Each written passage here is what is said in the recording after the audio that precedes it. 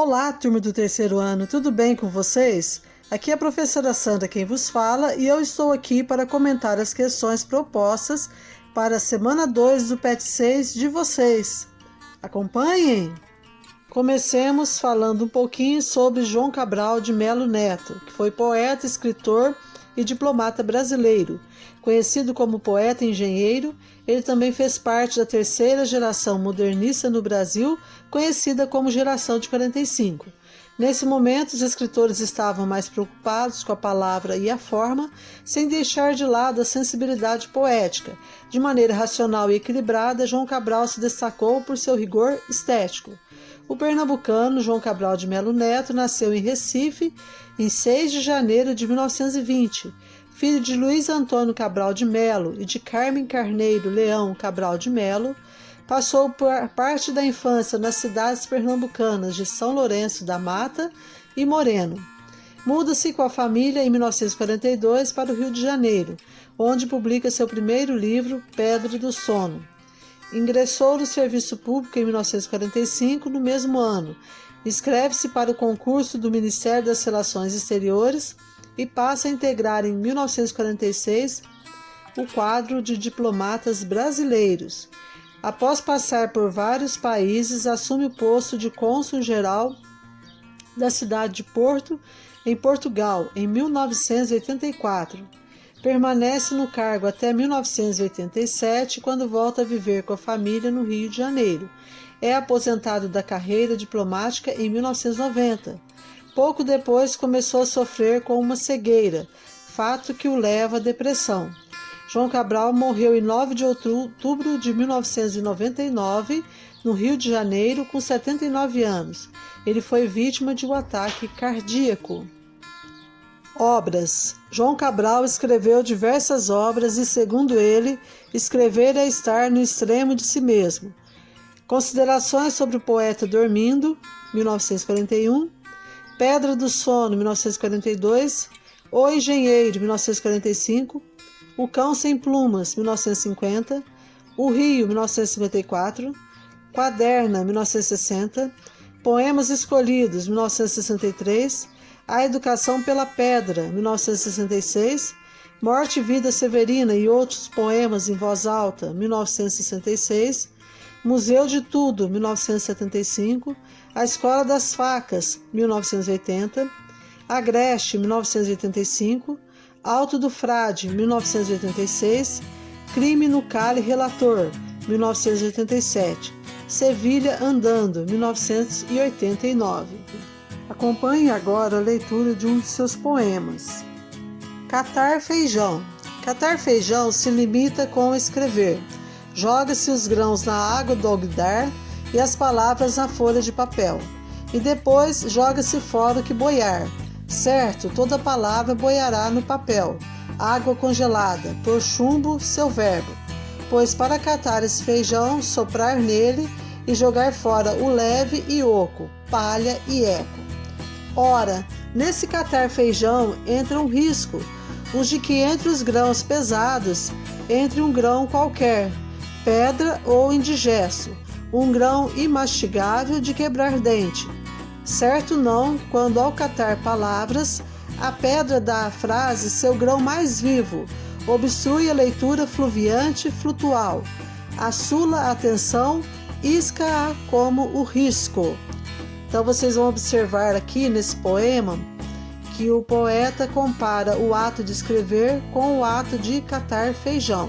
Então ele aponta algumas semelhanças e na segunda estrofe ele vai apontar uma diferença. Quando se está catando feijão, é necessário separar os grãos ruins, separar as pedras. Mas quando se está escrevendo, as pedras que surgem podem dar mais sentido ainda ao poema. Então ele aponta essa diferença. A pedra no texto ela vai ser uma colaboradora e não algo que atrapalha ou que tira o sabor do poema. Vejamos agora as questões propostas. Número 1. Para o eu lírico, quais são as semelhanças entre catar feijão e escrever? Catar feijão é o mesmo que escolher os melhores grãos para se alimentar. Assim como esse ato, o ato de escrever também implica selecionar as melhores palavras, as que mais se adequam àquilo que você quer expressar. Além disso, assim como no catar feijão, eliminamos aqueles grãos ou aquilo que não serve para a nossa alimentação, no ato de escrever, devemos eliminar as repetições ou aqueles assuntos que não interessam àquele texto que estamos desenvolvendo. Número 2. A existência de uma pedra no feijão é um risco que deve ser evitado. E de uma pedra no texto, é positiva ou negativa? Justifique sua resposta. Na segunda estrofe, o eu lírico afirma: certo não, quando ao catar palavras, a pedra dá à frase seu grão mais vivo. Dessa forma, a existência de uma pedra no texto é visto de modo positivo pelo poeta, pois pode atribuir ainda mais sentido ao poema por ele produzido. Número 3. O verbo catar, utilizado no poema, poderia ser substituído por outras palavras? Quais? Essa palavra poderia ser substituída por escolher, selecionar, separar, dentre outras. Número 4. De acordo com o texto, o ato de escrever poemas é fácil? Justifique sua resposta. Na segunda estrofe temos: ora, nesse catar feijão entra um risco, o de que entre os grãos pesados entre um grão qualquer, pedra ou indigesto, um grão imastigável de quebrar dente. Da mesma forma, ao escrever um poema, o poeta corre o risco de utilizar mal as palavras e não conseguir expressar aquilo que deseja. Então, escrever conforme o poeta não é tarefa fácil. Número 5. O poema de João Cabral de Melo Neto compara o ato de catar feijão com a produção de um poema.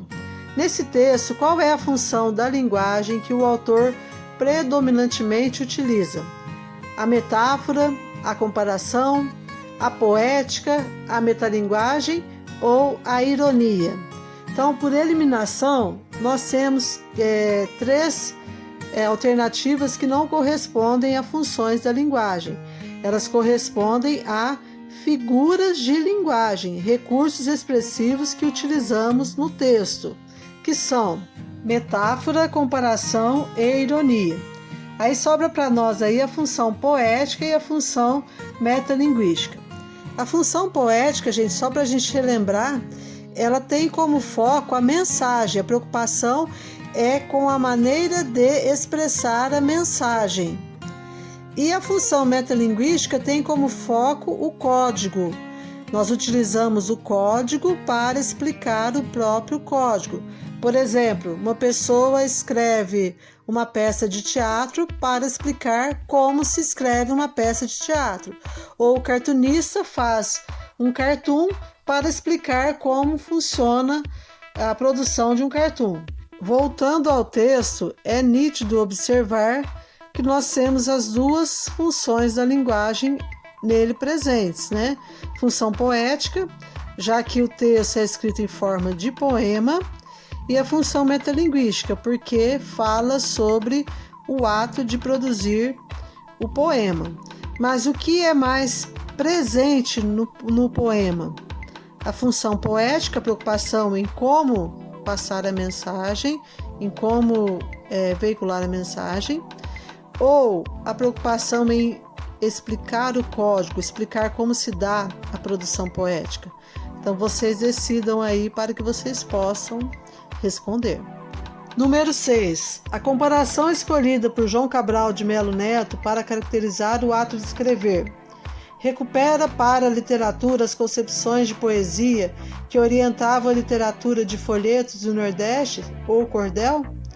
Inverte certa concepção erudita da poesia que a vê como atividade elevada, sublime, separada do cotidiano banal? Inscreve a poética do autor no regionalismo literário por vincular a representação literária a práticas locais bem determinadas? Reata com a tradição parnasiana que concebia a arte poética como ofício de artesão ou artífice? Letra E. Contrapõe-se ao elitismo do modernismo paulista, que repudiava o primitivismo e as culturas rústicas. Para responder essa questão, é preciso pensar que o poeta João Cabral de Melo Neto não era voltado para o sentimentalismo, ele era mais realista. E ele acreditava que a escrita de um poema dependia mais da habilidade do poeta do que de qualquer outra coisa. Pensem direitinho para que vocês possam responder corretamente. Bem, pessoal, chegamos ao final de mais um vídeo. Eu espero que vocês tenham me compreendido. Se ficou alguma dúvida, vocês podem me acessar pelo chat Conexão Escola ou por meio do grupo da sala. A vocês eu deixo uma mensagem do próprio João Cabral de Melo Neto. Escrever é estar no extremo de si mesmo. Então, bons estudos, boa semana e fiquem todos com Deus. Um abraço e até o próximo vídeo.